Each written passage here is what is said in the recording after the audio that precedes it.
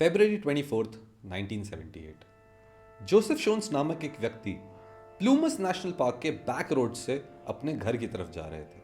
उनका लगभग पूरा दिन निकल चुका था उन रास्तों से अपने घर तक का रास्ता ढूंढने में, एंड उनकी गाड़ी लगभग 5:30 बजे खराब हो जाती है एंड वो रुक जाते हैं due to harsh weather conditions, and वहां पर ही गेट स्टक एक ह्यूमन सेटलमेंट से काफी दूर, and with no other option वो अपनी गाड़ी से बाहर निकलते हैं।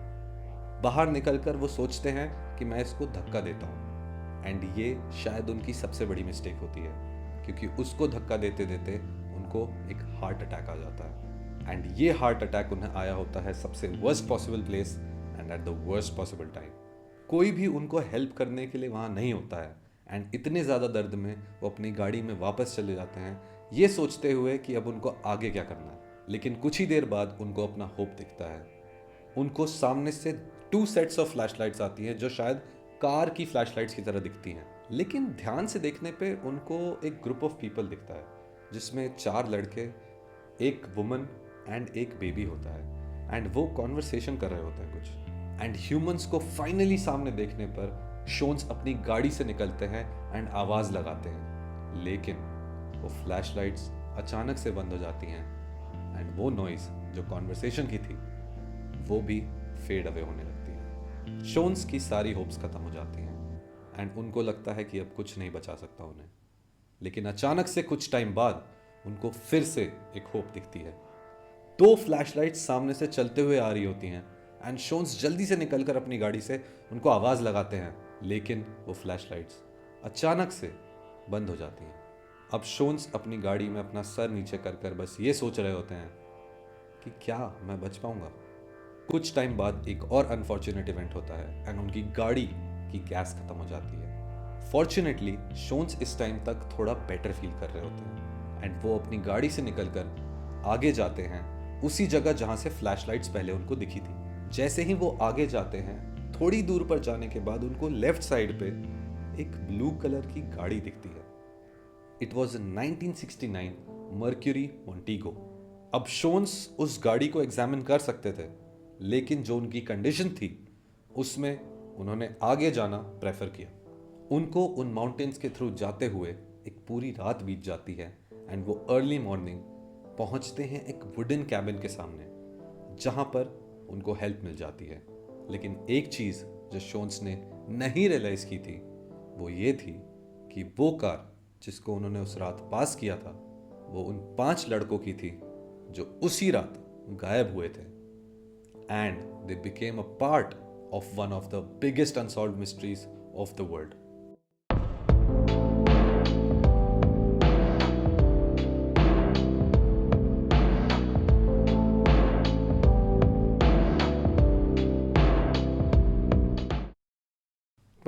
February 1978 को जैक मड्रूगा नाम के एक 30-year-old अपनी city यूबा which was in Auroville of California घूम रहे थे अपने दोस्तों को पिकअप करने के लिए फॉर अ नाइट आउट। इन दोस्तों में थे 29-year-old William Sterling, 24-year-old Jack Huett, 32-year-old Theodore Weiher and 25-year-old Gary Mathias. And इन पांचों को कॉमनली बुलाया जाता था द बॉयज। ये लोग जा रहे थे एक नाइट आउट पे before competing in a game of basketball in chikoo state. ये पांचों बॉयज पार्ट थे एक टीम के जिसका नाम था गेटवे गेटर्स। ये गेटवे गेटर्स की टीम पार्ट थी एक एक्स्ट्रा करिकुलर एक्टिविटी की of the Yuba City Center, जिसमें गेटवे प्रोजेक्ट को बनाया गया था for people with mental illness and mental health problems. And ये गेटवे प्रोजेक्ट एक रिहैबिलिटेशन सेंटर का पार्ट था जिसमें लोगों को हेल्प किया जाता था to overcome their mental illness, mental disabilities and any mental health problems जो वो फेस कर रहे हैं। And because of this notion ये जो ग्रुप ऑफ इंडिविजुअल्स था ये अपने अपने पेरेंट्स के साथ रहते थे, एंड इसी वजह से इनके पेरेंट्स की एक्सपेक्टेशन थी कि night out and after the game of basketball वो लोग घर वापस आएंगे। बास्केटबॉल के मैच में इनकी टीम जीत जाती है, एंड जीतने के बाद तुम क्या करते हो? तुम खाना खाने जाते हो अपने दोस्तों के साथ, एंजॉय करने जाते हो, चिल करने जाते हो, एंड वही चीज इन्होंने भी की। बास्केटबॉल सेंटर के पास में ही एक लोकल कन्वीनियंस स्टोर होता है जिसका नाम होता है बेयर्स, एंड ये पांचों बॉयज वहां जाते हैं for getting snacks, bars and कुछ पेप्सी के कैंस। एंड उन्होंने वहां पर अपनी गैस फुल करा ली होती है एंड उसके बाद वो निकल जाते हैं वापस घर जाने के लिए। लेकिन क्या वो घर पहुंचते हैं? क्या वो अपने घर की तरफ भी जाते हैं? वो उस रात अपने घर वापस नहीं आ पाए। इन लड़कों की जर्नी थी from Oroville to Chico and back from Chico to Oroville. लेकिन उस दिन साउथ ट्रैवल करने की जगह उन्होंने एक डिटोर लिया टू ईस्ट एंड ईस्ट में आता था प्लूमस नेशनल पार्क एंड फिर वो चले गए उन माउंटेन्स में उस रात अपनी गाड़ी के साथ। अब ये अनक्लियर है कि उन्होंने उस रात क्या जर्नी की, बट ये जरूर पता है कि शोन्स ने उनकी गाड़ी एक पर्टिकुलर जगह पे देखी थी। Back at the wood cabin शोन्स सही हो चुके थे एंड वो अपनी गैस को फुल कराकर अपनी गाड़ी की निकल जाते हैं अपने घर। एंड इस टाइम तक जो पांचों लड़के गुम हुए थे उनके पेरेंट्स ने पुलिस में कंप्लेंट कर दी थी एंड उन्होंने ये बोला कि इन लड़कों का ये बिहेवियर नहीं है कि वो इतनी देर तक रात में घर से बाहर निकले, लेकिन ये उन पेरेंट्स की सोच थी। 3 दिनों तक ये सर्च जारी रहती है एंड पुलिस कोने कोने में इन लड़कों को ढूंढ रही होती है कि आखिरकार उन 5 लड़कों के साथ हुआ क्या। उसी टाइम पर एक फॉरेस्ट रेंजर को एक ब्लू कलर की गाड़ी मिलती है इन द फॉरेस्ट एंड वो गाड़ी होती है एक 1969 मर्क्यूरी मॉन्टेगो।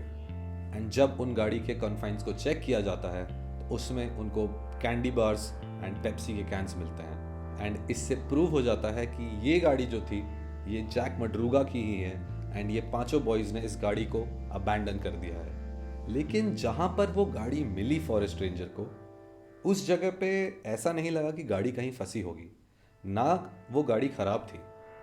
तो ये समझ नहीं आ रहा था कि इन 5 लड़कों ने गाड़ी को अबैंडन क्यों किया। अगले 5 दिनों तक पूरी सर्च पार्टी निकलती है इन पांचों लड़कों को ढूंढने के लिए एंड बहुत ज़्यादा एक्सटेंसिव सर्चेस होते हैं in the mountains, in the woods, everywhere in Auroville.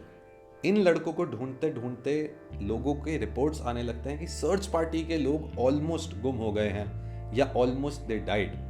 सो इस सर्च को आगे कंटिन्यू करना बहुत चैलेंजिंग हो रहा था एंड बाय संडे वहां पर एक बहुत हैवी स्नो स्टॉर्म आ जाता है। उस स्नो स्टॉर्म की वजह से 9 इंचेस ऑफ स्नो वहां पर डिपॉजिट हो जाती है and search parties and police को ये सर्च अबैंडन करनी पड़ जाती है अंटिल स्प्रिंग, जब स्नो मेल्ट हो जाएगी। इस रीजन की वजह से उन खोए हुए बच्चों के पेरेंट्स फ्रस्ट्रेट हो जाते हैं कि उनके बच्चों को अकेला छोड़ दिया गया है एंड इसी के साथ वो 5 boys were left all alone and isolated in those treacherous mountains and woods.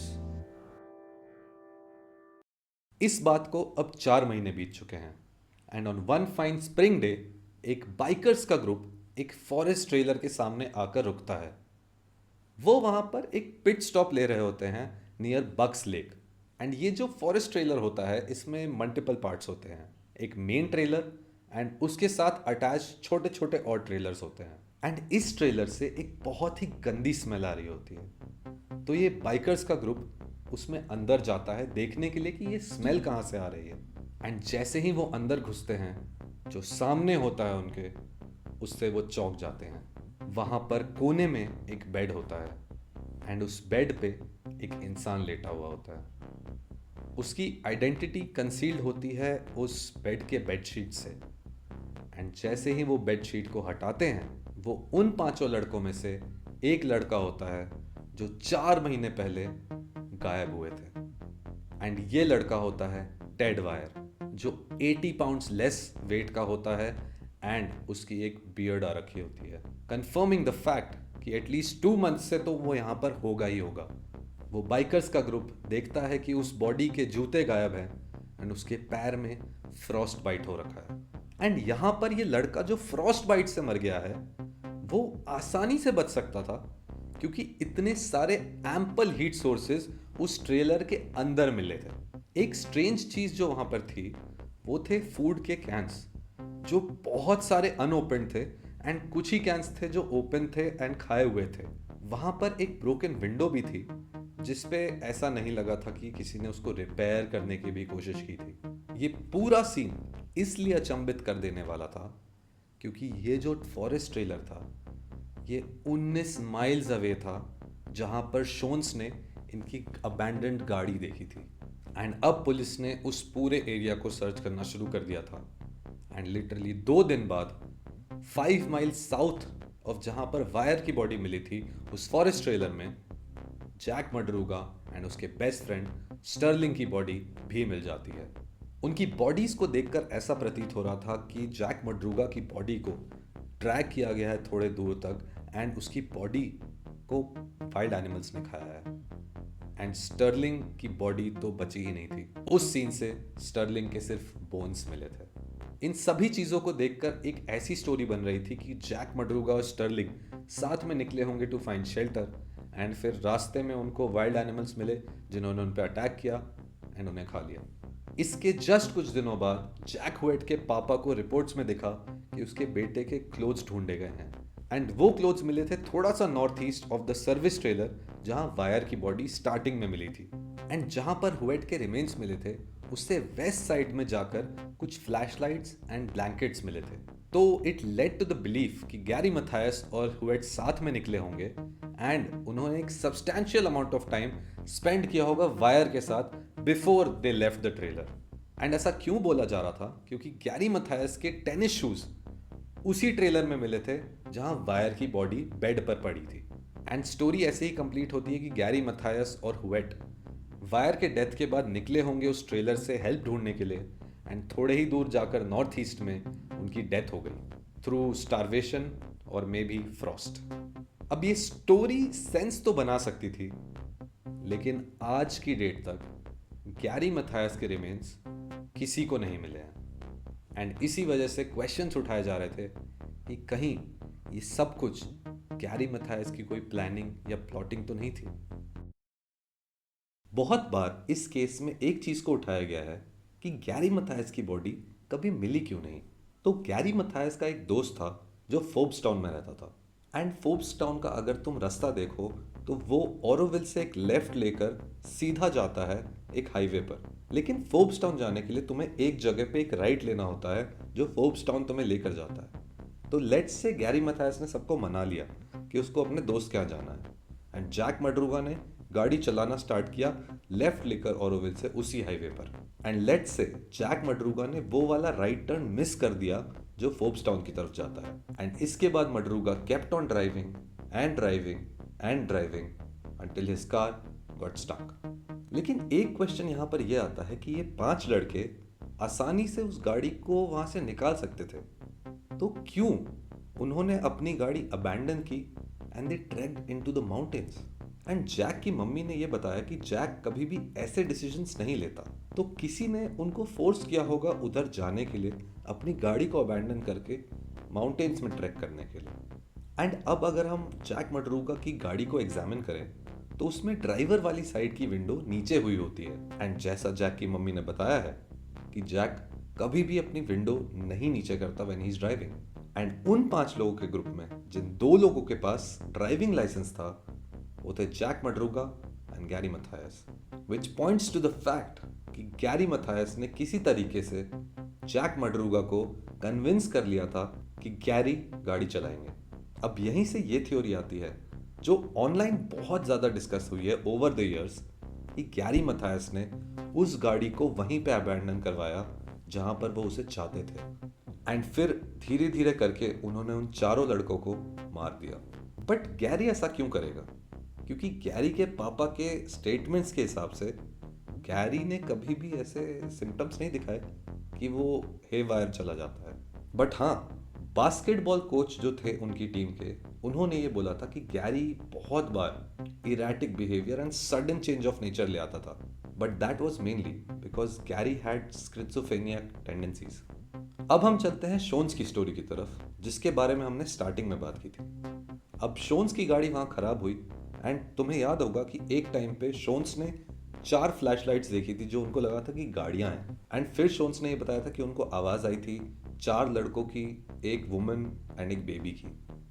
लेकिन ओवर द इयर्स जब शोन से ये चीजें पूछी गई, हर बार उनके स्टेटमेंट्स अलग रहते थे। एंड शोन्स के रिपोर्ट्स के अकॉर्डिंग अगर हम चलें तो एक स्टोरी अलग बनती है कि उस रात जिस दिन ये 5 लड़के गायब हुए थे, उन्होंने लोकल स्टोर के सामने कुछ गलत होता हुआ देखा था, जिसमें एक लड़की इन्वॉल्व थी, एक बेबी इन्वॉल्व था and may be a third person involve था। एंड उस थर्ड पर्सन ने कुछ ऐसा किया जिसकी वजह से उस थर्ड पर्सन की गाड़ी को इन लड़कों ने फॉलो किया। एंड उसी चीज़ को शोन्स ने देखा कि एक इंसान, एक वुमन और एक बेबी फ्लैशलाइट लेकर सामने आ रहे हैं। एंड शोन्स ने जब उनको बोला कि मुझे हेल्प करो, तो उन्होंने फ्लैशलाइट्स बंद कर ली। इसका मतलब कि कुछ वहाँ गलत हो रहा था, जिसको बाद में उन लड़कों ने देखने का ट्राई किया जब दूसरे टाइम शोन्स ने वो फ्लैशलाइट्स देखी थी। अब ये स्टोरी कहीं एडअप नहीं होती है, क्योंकि बहुत सारे ऐसे इंस्टेंसेस हैं जिन पे बहुत सारे क्वेश्चंस को रेज किया जा सकता है। एंड यही प्रॉब्लम होती है वर्ड ऑफ माउथ के इन्फॉर्मेशन की, कि उस पर तुम रिलाय नहीं कर सकते हो। एंड हो सकता है ये स्टोरी वही हो जो हमने स्टार्टिंग से सोची है, कि उन लोगों ने वो कट मिस कर दिया होगा, वो जाके स्टक हो गए होंगे एंड हेल्प के लिए जब वो निकले उनको कोई हेल्प मिली नहीं, तो उन्होंने उस माउंटेन ट्रैक पे रिलाई करना बेस्ट ऑप्शन समझा। एंड इसके बाद एक 90 माइल्स दूर फॉरेस्ट शेल्टर में वो लोग पहुंच गए, जहां पर ह्यूएट, गैरी मैथायस और वायर पहुंचे थे। एंड वायर की तबीयत खराब होते हुए देख ह्यूएट और गैरी ने सोचा कि हम अपना फाइनल स्ट्रेच करते हैं, हम यहाँ से निकलते हैं एंड बचने का ट्राई करते हैं। जिसमें जब वो आगे गए north east of the trailer, Huett lost his life in the middle and Gary Mathias फिर भी कंटिन्यू करते गए एंड इवेंचुअली एक फॉरेस्ट में जाकर उनकी भी डेथ हो गई through may be wild life animals. And इसी वजह से उनके रिमेन्स भी कभी नहीं मिले। लेकिन अभी भी इस केस में बहुत सारे ऐसे क्वेश्चंस हैं, बहुत सारे लूज एंड्स हैं जो कभी अनकवर नहीं हुए, कभी उन पे ध्यान नहीं दिया गया। जैसे कि जो उनकी गाड़ी अबैंडन हुई थी उसमें कोई मार्क्स नहीं थे, कोई डेंट्स नहीं थे, फिर भी उन्होंने वो गाड़ी अबैंडन कर दी। क्यों? उसके बाद जब शोन्स ने उनको कॉल आउट किया था तो किसी ने रिस्पॉन्ड नहीं किया, इनफैक्ट उन्होंने फ्लैश लाइट्स ऑफ कर दी। जबकि अगर वो रास्ता ढूंढ रहे थे घर जाने का वापस, तो कोई भी अगर सामने से बुलाएगा तो वो रिस्पॉन्ड करने चाहिए, क्योंकि that was their only hope.